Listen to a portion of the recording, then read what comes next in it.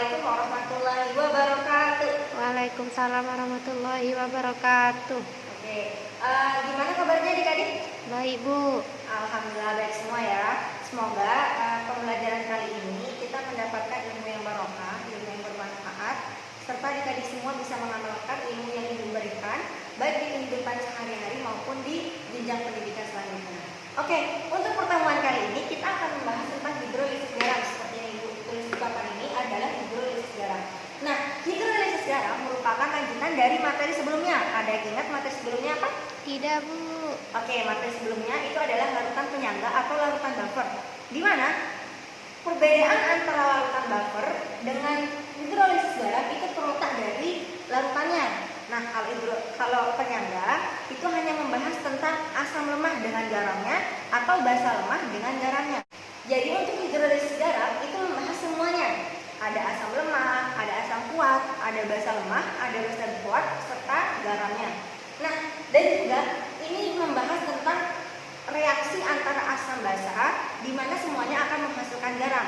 Nah, di sini setelah yang seperti ini telah tuliskan, hasil dari garam itu ada bersifat asam, ada bersifat basa, dan ada bersifat netral. Bedanya kenapa? Kok bisa sih ada yang bersifat asam, ada yang bersifat basa ataupun netral? Nah, itu semua tergantung dari kuatnya asam atau basa yang menjadi larutannya. Seperti itu. Nah, ini ada tabel atau kolom yang telah tuliskan. Ada asam, kelompok asam kuat, ada asam kuat, ada asam lemah, dan ada basa kuat, ada basa lemah. Ini maksudnya pencampuran. Misal ada asam kuat bercampur dengan basa kuat akan menghasilkan garam yang netral. Contohnya NaCl. NaCl itu merupakan NaCl itu garam dapur ya, garam yang biasa kita gunakan di kehidupan sehari-hari, yang kita sering gunakan pada saat memasak dan lain-lainnya. Nah, contohnya NaCl itu tidak mengalami hidrolisis karena dia bersifat netral dan karena reaksinya terjadi antara pertemuan garam asam kuat dengan basa kuat. Contoh yang kedua itu ada NH4Cl, di mana NH4Cl ini merupakan contoh dari garam asam. Garam asam ini terbentuk karena adanya asam kuat dengan basa lemah. Nah, ini kita bisa lihat asam kuat dengan basa lemah. Jadi yang menang adalah asam kuat. Jelas asam kuat dong. Jadi garam yang terbentuk adalah garam yang bersifat asam. Contoh yang ketiga itu ada NaF. NaF ini merupakan contoh dari perpaduan garam yang bersifat asam basa, di mana garam ini terbentuk dari perpaduan asam dari reaksi asam lemah dengan basa kuat. Asam lemah dengan basa kuat hasilnya tentu garam bersifat basa karena basanya yang kuat. Sampai sini ada yang pertanyakan? Tidak, Bu. Tidak, oke. Lanjut ya. Yang keempat itu ada NaF, NH4F, di mana NH4F ini merupakan contoh dari reaksi asam lemah dengan basa lemah. Asam lemah dengan basa lemah itu menghasilkan garam yang seperti apa? Nah, jika lemah dengan lemah itu tergantung dari Ka dan Kb-nya. Nah, ini Ibu akan jelaskan di pertemuan selanjutnya. Namun sekarang Ibu akan jelaskan sedikit tentang Ka dan Kb. Jika Ka ini lebih besar dari Kb, maka ini merupakan garam yang menunjukkan sifatnya asam. Namun jika Ka lebih kecil dari Kb, maka sifat garamnya itu bersifat basa. Sampai sini ada pertanyaan?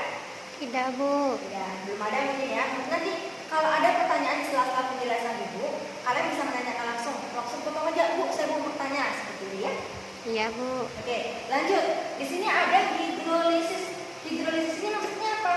Nah, ada yang tidak terhidrolisis, ada yang terhidrolisis parsial, dan terhidrolisis total. Jadi, hidrolisis itu ada dua macam. Ada yang parsial atau setengah, dan ada yang total. Total berarti keseluruhan ya kan? Nah, Tidak ini artinya seperti yang tadi Ibu bilang bahwa asam kuat dengan basa kuat menghasilkan garam yang netral itu tidak terhidrolisis, tidak termasuk hidrolisis. Nah, untuk parsial itu terjadi apabila bertemunya atau bereaksinya antara asam lemah dengan basa kuat atau sebaliknya. Jadi dalam suatu reaksi itu ada garam yang bersifat lemah dan ada garam yang bersifat kuat, entah itu asamnya atau basanya. Nah, itu berarti dia akan mengalami hidrolisis parsial. Sama-sama lemah seperti ini, seperti NH4F, lemah dan lemah, dia akan mengalami hidrolisis total. Sampai sini ada pertanyaan? Tidak, Bu. Apakah Ibu akan menjelaskan kenapa Ibu bisa menuliskan di sini ada HCl yang bersifat garam netral, NH4Cl bersifat garam yang asam, dan seterusnya. Oke, kita bahas satu persatu dari NaCl. Pertama itu ada NaCl. Nah, NaCl ini terdiri dari, kita jabarkan dulu ya, kan terdiri dari NaOH plus HCl. Di mana NaOH itu merupakan basa kuat dan HCl merupakan asam kuat. Nah, karena dia sama-sama kuat, berarti dia bersifat netral. Nah, garam yang bersifat netral itu biasanya merupakan pH yang sama dengan 7. Umumnya sama dengan 7, tapi biasanya bisa berkurang dikit menjadi 6,5, 6,8 seperti itu. Tapi umumnya dia pH-nya mengandung pH 7. Bisa dimengerti?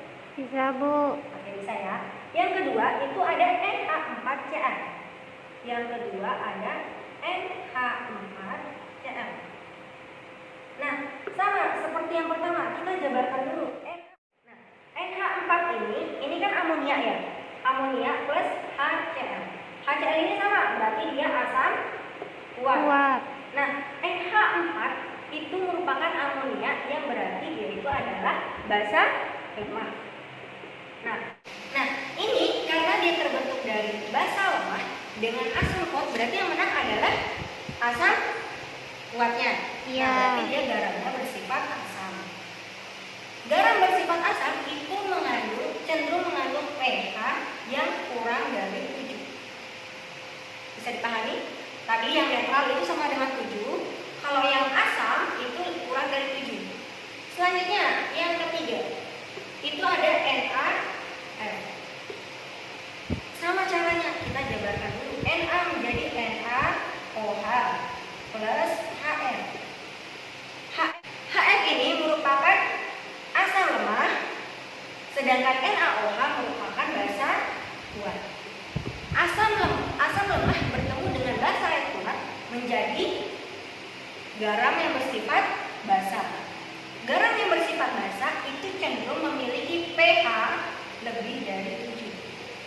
Jadi bisa disimpulkan ya adik-adik, kalau garam yang bersifat netral itu sama dengan 7, garam yang kurang dari 7 itu bersifat asam, dan garam yang lebih dari 7 itu bersifat basa.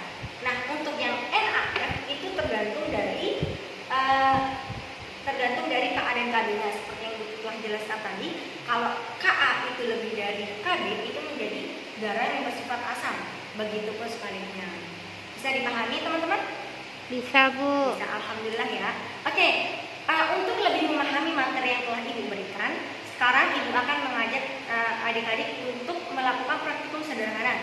Jadi praktikum ini bisa kita lakukan di rumah karena bahan-bahannya juga akan tersedia di rumah kalian sendiri dan tidak sulit untuk ditemukan. Oke, langsung saja ya. Yuk. Sekarang di depan Ibu ini udah ada beberapa larutan yang akan kita campurkan untuk membuktikan materi yang tadi, yaitu hidrolisis garam. Biar teman-teman tahu, biar adik-adik tahu mana yang termasuk, mana yang terlihat seperti basa ataupun netral atau asamnya. Nah, di sini Ibu menggunakan indikator alami, yaitu terbuat dari kunyit. Oke, di sini Ibu menggunakan indikator alami, yaitu kunyit. Dan di sini ada larutan cuka, ada pemutih, ada garam.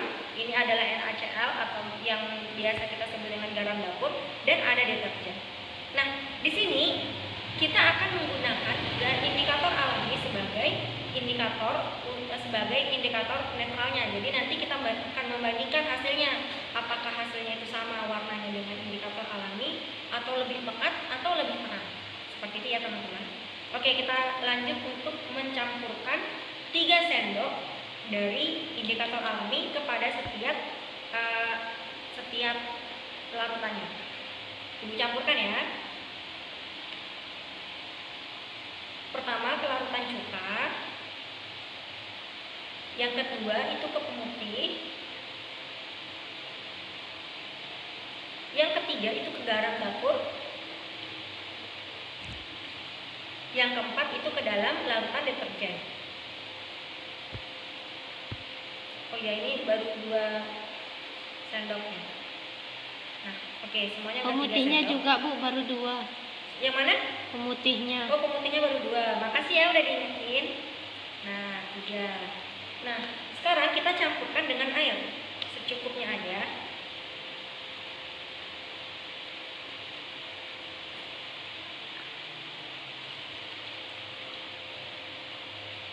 Nah, baru kita aduk-aduk sedikit.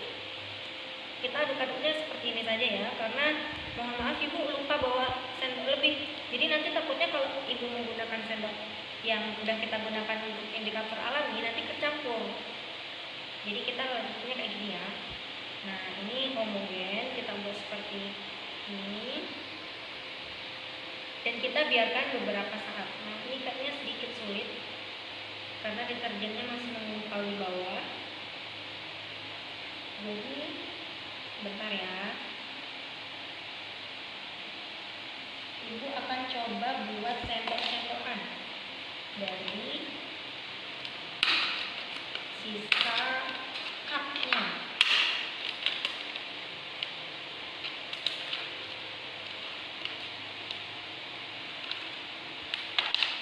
Oke, ini kita aduk sedikit ya.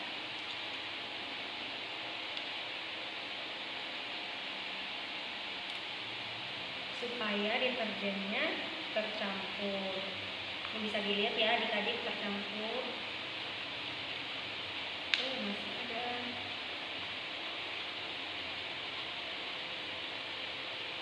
Nah, sudah tercampur. Sambil kita menunggu sebentar saja ya. Nah, di sini sudah kelihatan nih. Nah, udah kelihatan. Perbedaan-perbedaannya udah kelihatan ya. Kelihatan banget. Nah, yuk kita coba bandingkan dengan indikator alami yang kita gunakan, yaitu indikator dari kunyit. Pertama dengan cuka, larutan cuka. Dengan larutan cuka dia lebih terang, seperti lebih terang ya daripada indikator alami. Kalau pemutih lebih terang lagi, malah dia mendekati kata bening.